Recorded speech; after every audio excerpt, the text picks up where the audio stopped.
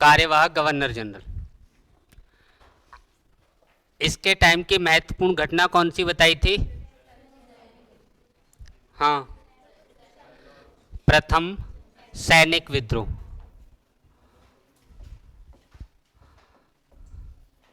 कब हुआ था ये? 10 जुलाई 1806 को। कहाँ हुआ है? बेल्लौर विद्रोह के नाम से जाना जाता है। बेल्लौर विद्रोह। ये वेल्लोर कहाँ है? मद्रास का शहर है।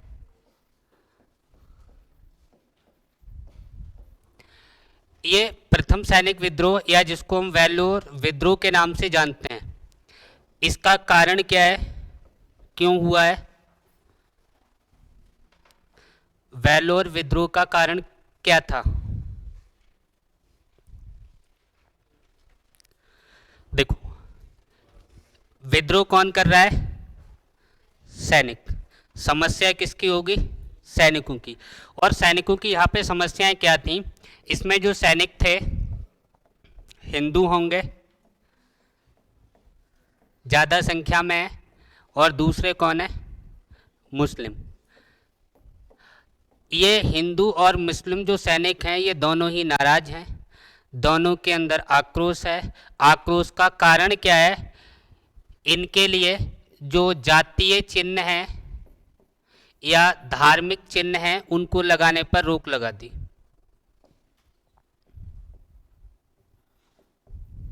जातीय चिन्ह बोल रहे हैं या धार्मिक चिन्ह बोल रहे हैं, इन पर रोक लगाता है कौन? बार्ले।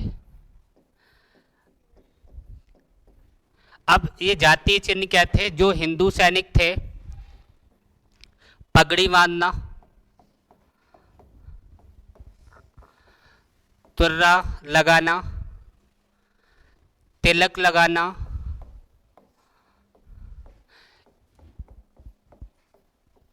ये सब कौन कर रहे थे? हिंदू सैनिक। इस पर भी अंग्रेजों ने प्रतिबंध लगा दिया कि आप तिलक नहीं लगा सकते, तुर्रा जिसे कलंगी कहते हैं वो नहीं बांध सकते, पगड़ी नहीं बांध सकते। इधर ये मुस्लिम सैनिक हैं, इनसे क्या कह दिया? इन्हें क्या करना है? इनके लिए भाई साहब दाढ़ी मूछ नहीं रखनी है।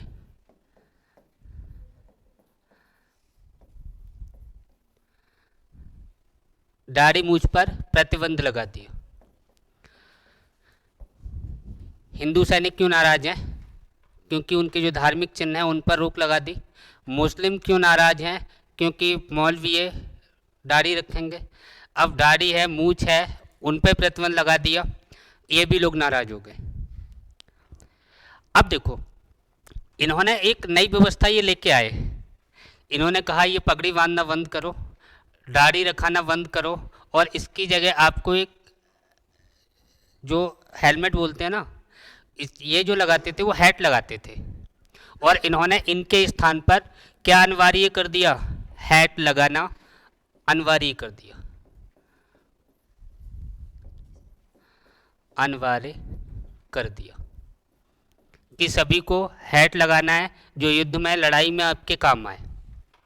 अब कहा जाता है, सुना जाता है कि ये जो हैट था ये चमड़े का बना हुआ था, चमड़े का प्रयोग था, और चमड़े से नफरत इन सैनिकों को है। और भाई साहब कहीं सूअर की चर्बी आ जाए तो इनके लिए हराम है। इस चमड़े से नफरत दोनों को है। यही कारण हुआ कि प्रथम सैनिक विद्रोह जो होगा वो बेल्लौर विद्रोह के नाम से जाना जाएगा। 10 जुलाई 1806 को होगा, जॉन बारले के टाइम होगा। ये जो 1857 की क्रांति में पढ़ाऊंगा उसमें फिर आएगा ये टॉपिक कि 1857 की क्रांति के कौन कौन से कारण रहे हैं। एक कारण तो आपके सामने आ गया। एक कारण मैंने पहले जो द्वैध शासन वाली व्यवस्था बताई थी, राज्य हड़प नीति आगे आएगी। जो रिंग फेंस की नीति बताई थी, घेरे की नीति, वो भी 1857 की क्रांति का कारण बनेगा। आगे देखो, इसके बाद अगला गवर्नर जनरल कौन आता है? हाँ, लॉर्ड मिंटो। लॉर्ड मिंटो कब से कब तक रहा है ये?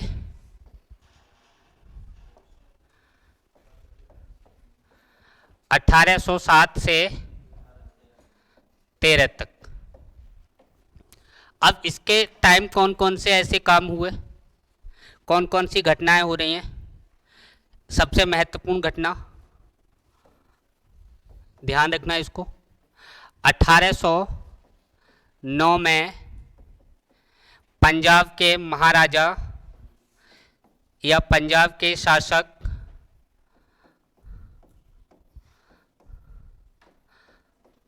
रणजीत सिंह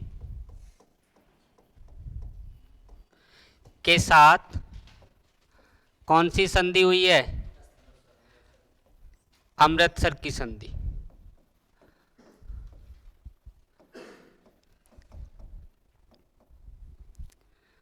कौन सी संधि? अमृतसर की संधि। ध्यान रखना है कि किसके शासनकाल में हुई है? लॉर्ड मिंटो के शासनकाल में। कब हुई है? 1809 में हुई है। किसके साथ हुई है? रणजीत सिंह के साथ हुई है। कहाँ पर हुई है? अमृतसर के अंदर हुई है। इसी के टाइम एक भारत में उसी समय एक्ट आता है 1813 का चार्टर एक्ट। 1813 का चार्टर एक्ट। इसकी कुछ बातें ध्यान रखनी है, क्या क्या इसमें हुआ है। 1813 का चार्टर एक्ट, इसमें क्या है? पहली बात जो हमें ध्यान रखनी है, ईसाई मिशनरियों को भारत आने की इजाज़त दी जाती है। किस एक्ट के द्वारा? ईसाई मिशनरियों को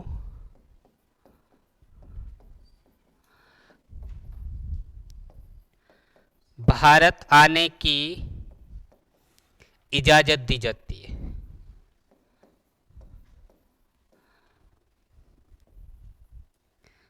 इजाज़त दी जाती है।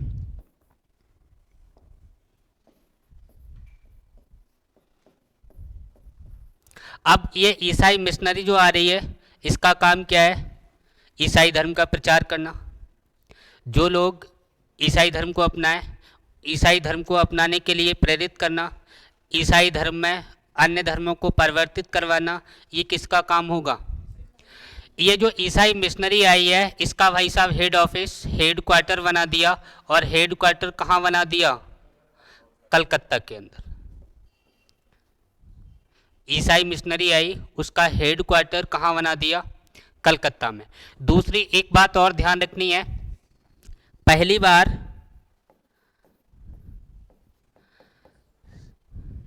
₹1,00,000 शिक्षा पर खर्च किए गए हैं। शिक्षा पर खर्च कितने रुपए किए गए? ₹1,00,000। किसके शासनकाल में? लॉर्ड मिंटो के शासनकाल में। किस एक्ट के तहत? 1813 के चार्टर एक्ट के तहत। शिक्षा पर पहली बार कितने रुपए खर्च किए जाएंगे? ₹1,00,000।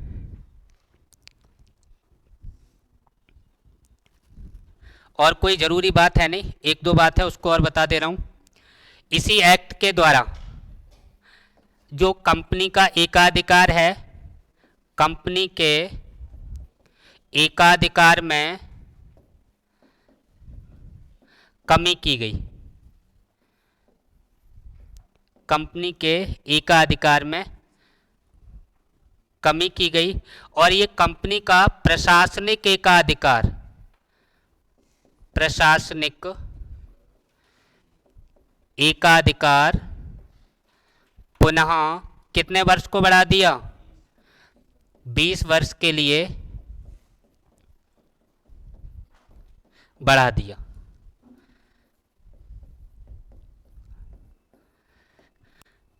अब एकाधिकार में कमी कैसी, यानी कि जो ईस्ट इंडिया कंपनी आई है, ब्रिटिश ईस्ट इंडिया कंपनी आई है, ये केवल अकेली ऐसी कंपनी थी जो अकेली व्यापार करती थी, सभी वस्तुओं का व्यापार अकेली करेगी, किसी वस्तु पर किसी वस्तु का व्यापार या दूसरी कंपनी भारत में ब्रिटिश की व्यापार नहीं कर सकती। अब इन्होंने क्या किया इस एक्ट के तहत कि कंपनी जो एकाधिकार जिन व्यवसाय को लेकर अपना आधिपत्य जमाए हुए हैं, उनमें से चाय, अफीम और चीन के साथ व्यापार, इनके लिए यहाँ छूट दे दी है कि इस ब्रिटिश ईस्ट इंडिया कंपनी के अलावा अगर और कोई कंपनी करना चाहती है व्यापार तो कर सकती है। अरे बात समझ में आई? चाय का, चीन के साथ और अफीम, इन तीन का व्यापार अब ब्रिटिश ईस्ट इंडिया कंपनी के अलावा कोई दूसरी कंपनी कर सकती है। तो इनके एकाधिकार में यहाँ कमी की गई है। जो अगला चार्टर आएगा 1833 वाला, उसमें इस जो एकाधिकार चल रहा नहीं, जो कमी है यहाँ पे कमी अब वहाँ समाप्त कर दिया जाएगा, फिर तो कोई कंपनी आए और व्यापार करे आगे। बात क्लियर हो गई? फिर सुन लो एक बार। लॉर्ड मिंटो का शासनकाल 1807 से 1813, क्या क्या काम हुए? एक बात ध्यान रखनी है, 1809 में पंजाब के शासक महाराजा रणजीत सिंह के साथ अमृतसर की संधि। दूसरी बात 1813 का चार्टर एक्ट इसी के शासनकाल में आएगा, और इसकी जो प्रमुख बातें हैं कि कंपनी का जो व्यावसायिक एकाधिकार है उसमें कमी कर दी, चाय, चीन और अफीम पर। दूसरी बात, ईसाई मिशनरी आएगी, ईसाई धर्म का प्रचार प्रसार करने के लिए। इसके साथ इसका जो हेडक्वार्टर बना वो कहाँ बना दिया? कलकत्ता बना दिया। पहली बार शिक्षा पर 1 लाख रुपए खर्च किए जाएंगे, किसके शासनकाल में? लॉर्ड मिंटो के शासनकाल में। कौन से एक्ट के तहत आए हैं ये 1 लाख रुपए? 1813 का चार्टर। अगर आपसे पूछा जाए कुल कितने चार्टर आए? 4। पहला चार्टर 1793 में, ये चार्टर 20 साल बाद आते हैं। पहला चार्टर 1793 में, दूसरा 20 साल बाद, तीसरा 1833, चौथा 20 साल प्लस कर लो 1853। 4। अगर पूछा जाए चार्टर एक्ट कितने आए हैं? 4। इस चार्टर एक्ट के बाद जो एक्ट आएंगे वो भारत शासन अधिनियम के नाम से जाने जाएंगे। इससे बीच बीच में जो आए हैं वो एक नियामक कानून की तरह आए हैं। तीनों में अंतर है, चार्टर अलग चीज़ है और जो अलग कानून बन के आ रहे हैं वो अलग हैं। चार्टर पूछी जाए तो 4 ही बताने हैं, बाकी इनके बारे में और जो बात मैं अभी नहीं कर रहा हूँ वो पॉलिटी शुरू होने दो, वो बातें कर लूँगा अधिनियम की। यहाँ पे केवल मैं सिर्फ इतनी बातें कर रहा हूँ जो हमारी हिस्ट्री से संबंधित हैं, इतिहास से। और पॉलिटी की बात करेंगे तो इनकी बात थोड़ी बहुत दोबारा कर लेंगे और पॉलिटी की बात पूरी कर लेंगे। आगे सुनिए। इसके बाद महत्वपूर्ण गवर्नर जनरल आता है, इम्पोर्टेंट है, 2-4 बातें इसके बारे में। कौन आएगा? Lord Hasting. वारेन हेस्टिंग नहीं, क्या नाम है? अच्छा, वारेन हेस्टिंग कब बना है? 1772। कब तक रहा? अब है तो ये हेस्टिंग, लेकिन वारेन नहीं है। कौन है? Lord Hasting.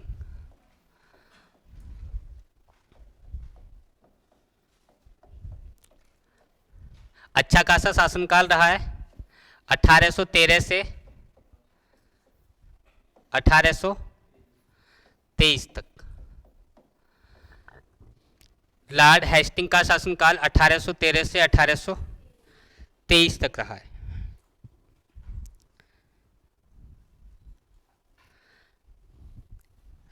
जरूरी बातें कौन कौन सी हैं? जरूरी बातें सुन लो। पहली बात,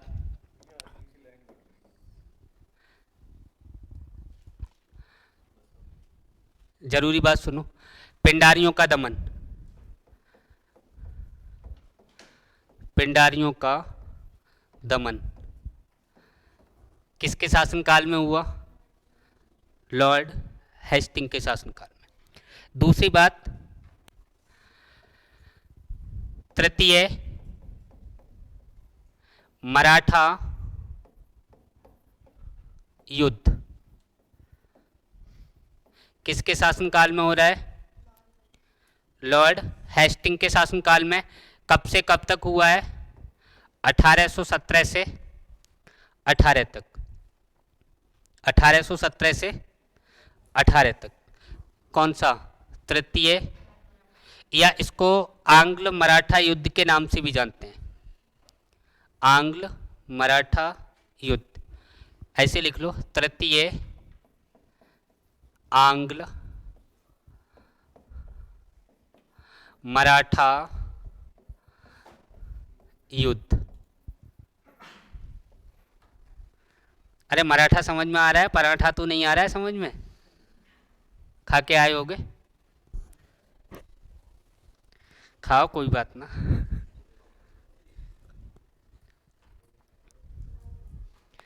अब देखो, अगर मैं पूछूं ये आंग्ल मराठा युद्ध कब हुआ है?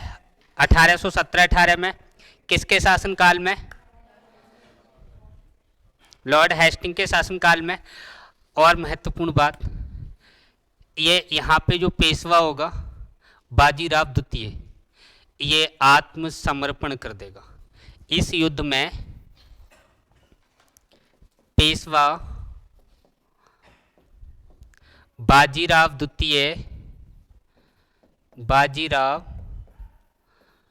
द्वितीय ने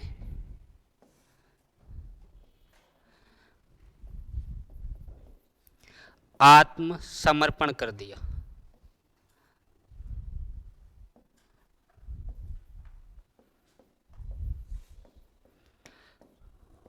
जो पूछा हुआ क्वेश्चन है वो सुनना जरा। मराठाओं को ब्रिटिश साम्राज्य में कब मिलाया गया? कब? 1818 में। ये मराठा हैं, आत्मसमर्पण कर देंगे, और जो मराठाओं का जो राज्य है, जो क्षेत्र है, वो ब्रिटिश साम्राज्य में शामिल कर लिया जाएगा। कब? तृतीय आंग्ल मराठा युद्ध के बाद 1818 में। कब? जब बाजीराव द्वितीय ने आत्मसमर्पण कर दिया। ठीक है।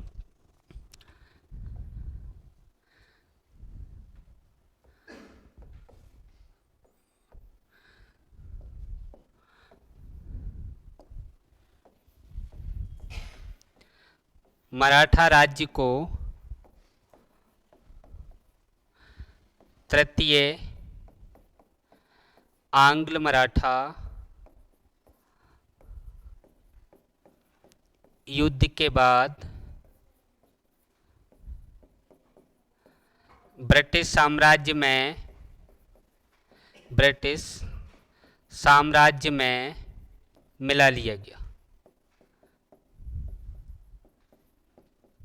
अच्छा, कभी कभी क्वेश्चन आता है कि ये जो आंग्ल मराठा युद्ध है ना, ये कितने हुए हैं? तो इनके बारे में थोड़ा बता दे रहा हूं।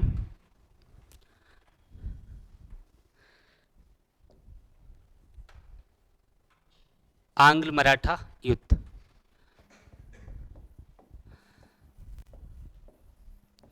आंग्ल मराठा युद्ध कितने हुए हैं?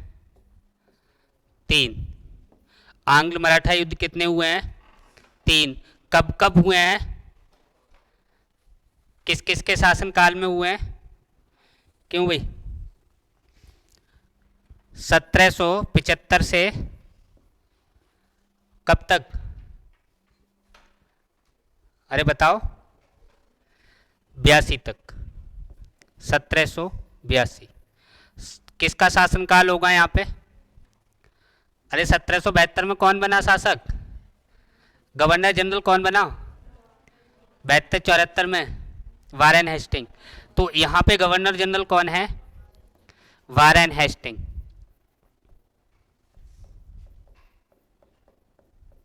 दूसरा हुआ है 1802 से 1805। ये फर्स्ट आंग्ल मराठा है, सेकंड है। और यहाँ पे कौन बताया था अभी गवर्नर जनरल? लॉर्ड बेलेजली, लॉर्ड बेलेजली। तीसरा आंग्ल मराठा युद्ध सामने लिखा हुआ है, 1817 से 18। और यहाँ पे क्या क्या हुआ है वो आपके सामने है। ये बाजीराव द्वितीय है ना, इन्हीं ने, एक पुत्र था इनका, दत्तक पुत्र, क्या नाम था? नाना साहब। जिनका वास्तविक नाम क्या था नाना साहब का? धौंदू पंत। धौंदू पंत। अरे भौंदू मत समझना, नाना साहब का वास्तविक नाम क्या था? धौंदू पंत। चलो अगला देखो फिर। अच्छा हाँ, एक बात और देखो, इसी में लिख दूं, नोट करके लिखना।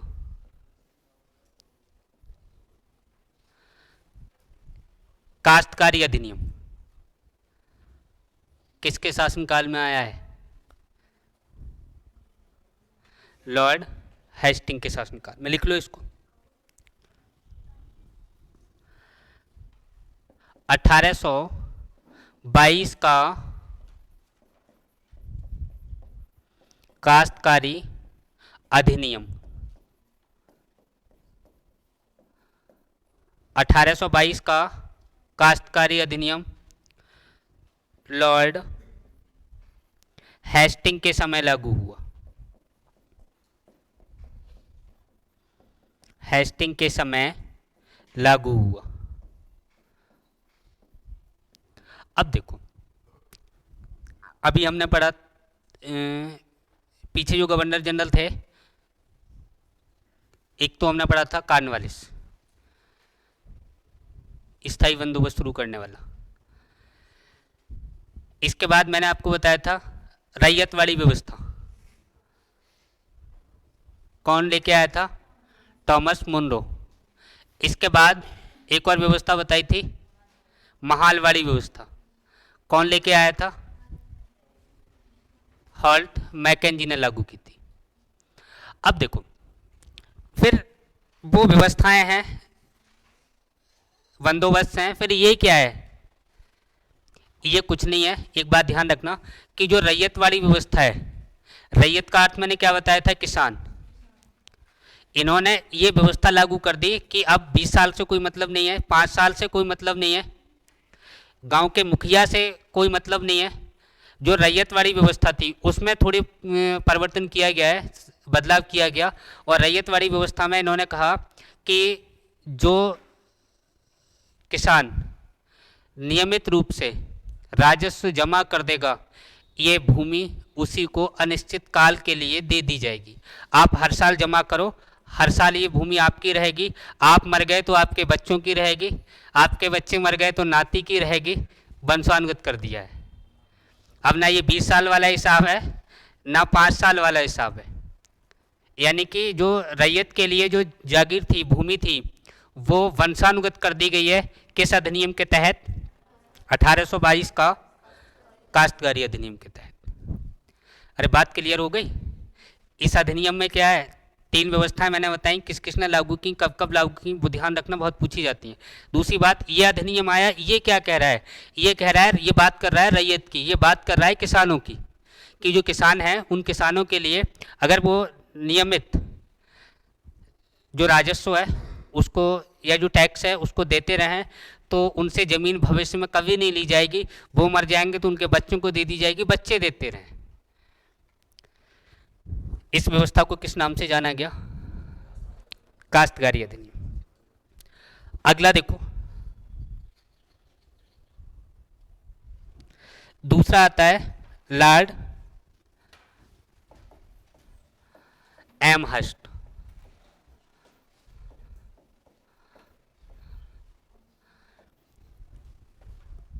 लॉर्ड एमहर्स्ट 1823 से 28 तक, 1823 से 28 तक। ज़्यादा कुछ ध्यान रखना नहीं है, 2 बातें ध्यान रखनी है। अगले वाले को पढ़ेंगे फिर। प्रथम आंग्ल वर्मा युद्ध,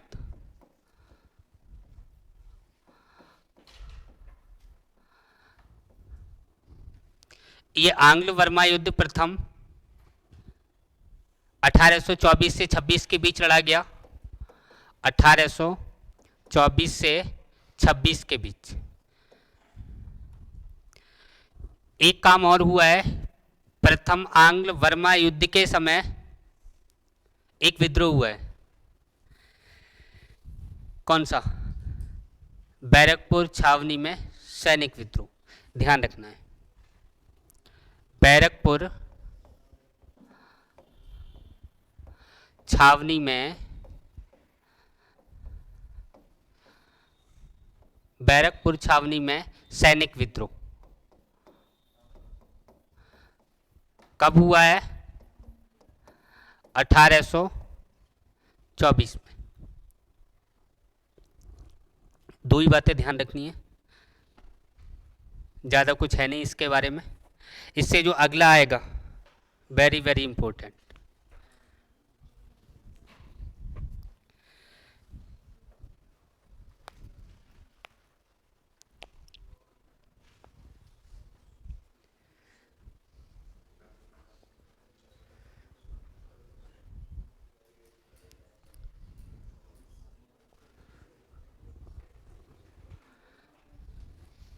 नोट कर लिया होगा। देखो, बहुत ज़्यादा क्वेश्चन आते हैं, जितनी बातें मैं ये बता रहा हूँ उनको ढंग से सुन लेना, समझ लेना, याद कर लेना। ऐसा कोई पेपर नहीं है जिसमें यहाँ से क्वेश्चन सीधे सीधे ना आते हो, ये ध्यान रखना। हाँ, इसके बाद कौन आएगा? Lord William Bentinck. Lord William Bentinck. Lord William Bentinck. इसका शासनकाल 1828 से 1835 तक। लॉर्ड विलियम बेंटिक इम्पोर्टेंट, 2 बार लिख दूँ 3 बार लिख दूँ, जितनी बार लिख लो इम्पोर्टेंट तो है ही। अब देखो, इतना ये महत्वपूर्ण है क्यों है? कौन कौन सी बातें हो गई ऐसी? क्यों भाई? पहला पॉइंट ध्यान रखना है, संपूर्ण बंगाल का या बंगाल का अंतिम गवर्नर जनरल, बंगाल का अंतिम गवर्नर जनरल कौन था? पहला पॉइंट। दूसरी बात, राजा राममोहन राय के सहयोग से, हाँ, क्या किया है इसने? सती प्रथा पर रोक लगाई है। कब लगाई है? 1828, 1829। कौन सी डेट सही है? 29 सही है। हाँ, हाँ? चलो, जिसने जो पढ़ी है वो ठीक पढ़ी है। दोनों में अंतर समझ लो क्या है। लिख दे रहा हूं मैं, राजा राममोहन राय के सहयोग से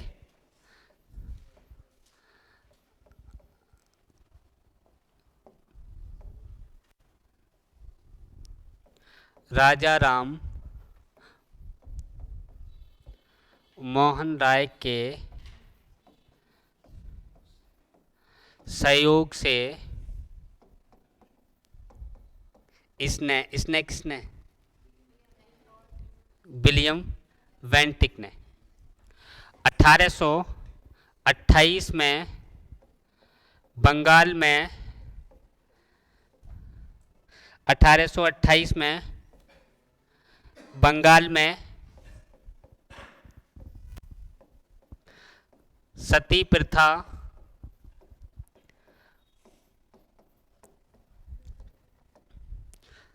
प्रथा पर रोक लगाई।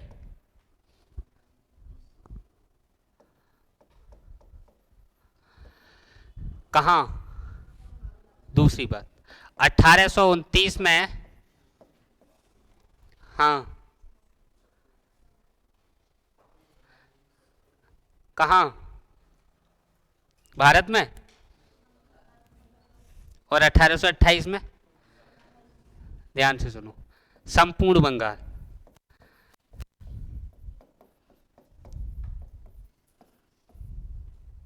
सती प्रथा पर रोक। ध्यान से सुनो, अंतर क्या है इसमें? मैंने बोला बंगाल, बंगाल का मतलब जो बंगाल वाला क्षेत्र था, बिहार, उड़ीसा, बांग्लादेश, आज जो बांग्लादेश है, ये वाला जो क्षेत्र है, ये उस समय क्या था? बंगाल था। अब इसने क्या किया कि बंगाल जो है, उस बंगाल में सती प्रथा पर रोक लगाई है। कब? 1828 में। संपूर्ण बंगाल का मतलब यह है कि अब ये बंगाल की बात नहीं हो रही है, बंगाल के अंतर्गत मैंने 2 प्रेसिडेंसी मुंबई और मद्रास और बताई थी, वहां भी रोक लगाई गई। बात क्लियर हो गई? तो 1828 में केवल बंगाल पर, 1829 में बंगाल, मुंबई और मद्रास, तीनों जो अंग्रेजों के क्षेत्र के अधिकार थे या अधिकार क्षेत्र में थे, उन तीनों जगह पर रोक लगी है 1829 में। आगे क्या होता है? इसी के टाइम 1833 में क्या आया भाई साहब? हाँ, चार्टर एक्ट आता है 1833 में, 13 में नहीं, 1800, दोबारा लिख दूं, देखो 1833 ईस्वी में चार्टर एक्ट आता है, और इस चार्टर एक्ट के द्वारा 1833 में ही विलियम वेंटिक को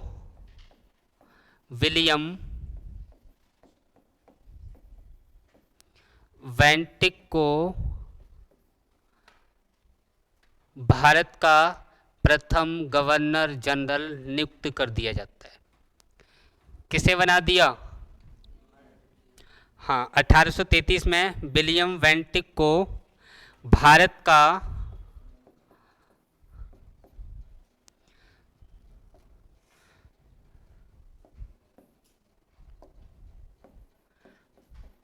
प्रथम गवर्नर जनरल बनाया गया। मोस्ट इंपोर्टेंट, भारत का प्रथम गवर्नर जनरल कौन था? विलियम वेंटिक। सिर्फ इतना पूछा जाए, गवर्नर जनरल प्रथम कौन बना था? Warren Hasting. प्रथम गवर्नर कौन बना था? क्लाइव। ठीक है, तो भारत का प्रथम गवर्नर जनरल हो गया। कौन बना है? अब ये बंगाल, मद्रास और मुंबई का नहीं है, पूरे भारत का है। कब बना है? 1833 में। इसके बाद क्या होगा? ये जो एक्ट आया, इस एक्ट की और बातें सुन लो। इस एक्ट में और क्या क्या हुआ है?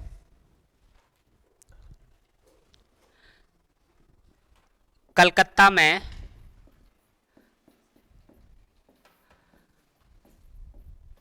मेडिकल कॉलेज की स्थापना की गई। कलकत्ता में मेडिकल कॉलेज की स्थापना की गई।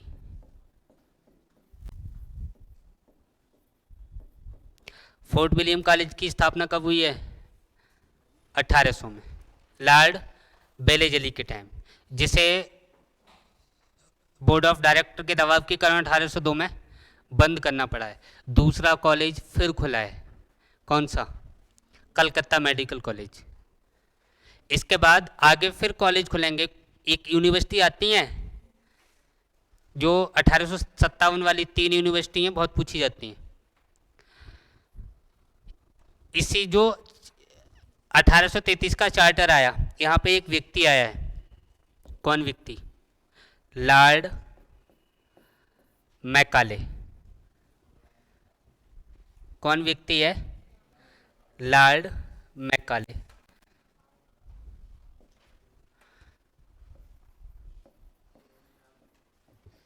मैकाले। विधि सदस्य के रूप में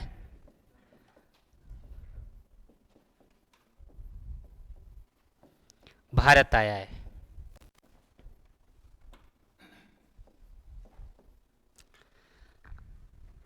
लॉर्ड मैकाले विधि सदस्य के रूप में भारत आता है।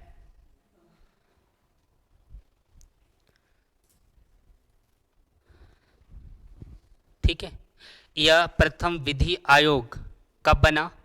1835। यहाँ पे डेट लिख लो, 1835 में।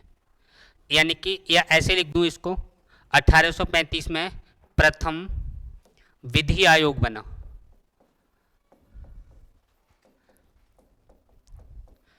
प्रथम विधि आयोग कब बना है? 1835 में। और इसका जो सदस्य है या इसका जो हेड है वो कौन है? Lord Macaulay. दूसरी बात, इसकी अनुशंसा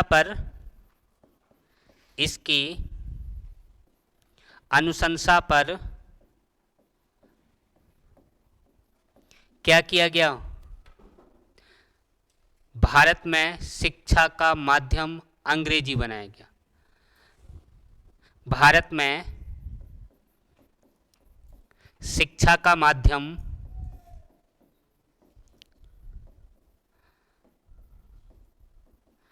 अंग्रेजी को बनाया गया। भारत में शिक्षा का माध्यम अंग्रेजी को बनाया गया।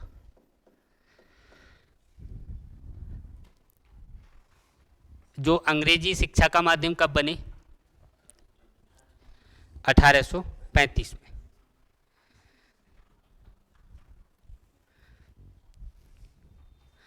अरे बातें समझ में आ गई? ध्यान रखना, प्रथम विधि आयोग, प्रथम मेडिकल कॉलेज, प्रथम गवर्नर जनरल। ज़्यादा इसको भी थोड़ा हल्के में मत लेना, रिपीट हुए क्वेश्चन है यहाँ से, सती प्रथा वाले।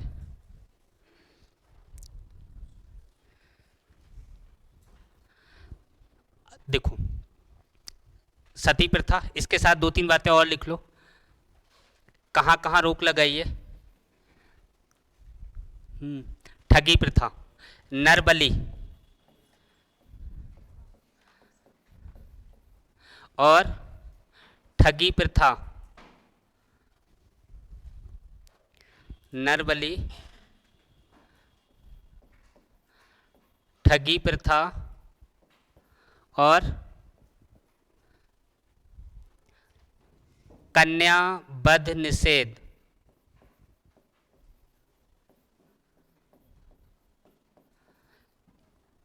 यह कन्या वध पर रोक लगाने का काम ये भी कौन कर रहा है? Macaulay, William वेंटिक। लिख दे रहा हूं,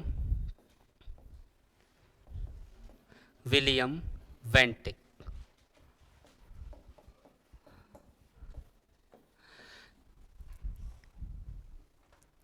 अच्छे अच्छे काम किए हैं। दवा गोली के लिए मेडिकल कॉलेज बनवा दिया, तुम्हें हिंदी से अंग्रेज बना दिया। हाँ, तभी तो स्पीकिंग सीखने जाते हो। ये अंग्रेजी मैकाले ने ही तुम्हारे दिमाग में डाल दी है, जो अब तक नहीं निकल रही है।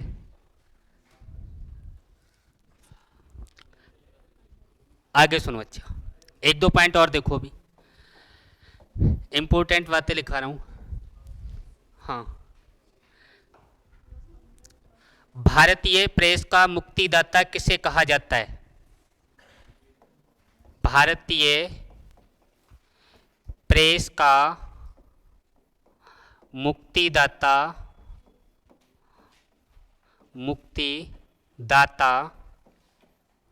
किसे कहा जाता है?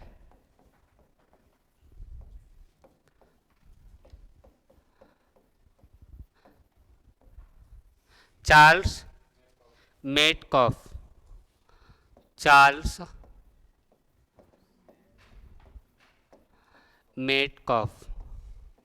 ये कब से कब तक रहा है? 1835 से 36 तक गवर्नर जनरल रहा है। भारत का दूसरा गवर्नर जनरल कौन है? Charles Metcalfe. इसे भारतीय प्रेस का मुक्तिदाता कहा जाता है। वन लाइनर है, सीधा सीधा ध्यान रखना है। एक व्यक्ति आ रहा है 1842 से 44 तक रहेगा। उस व्यक्ति ने 1843 में क्या काम किया? दास प्रथा को समाप्त किया है। दास प्रथा को समाप्त कौन कर रहा है? लॉर्ड एलन बरो। कब? 1843 में।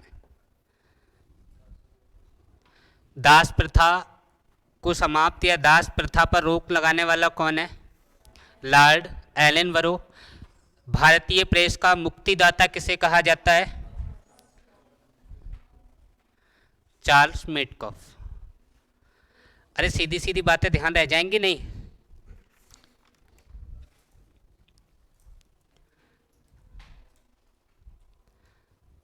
ठीक है, ये जो आगे का बचा है ना, वो कल करवा दूं या आज ही करवा दूं? हाँ तो ठीक है, बहुत समझदार हो।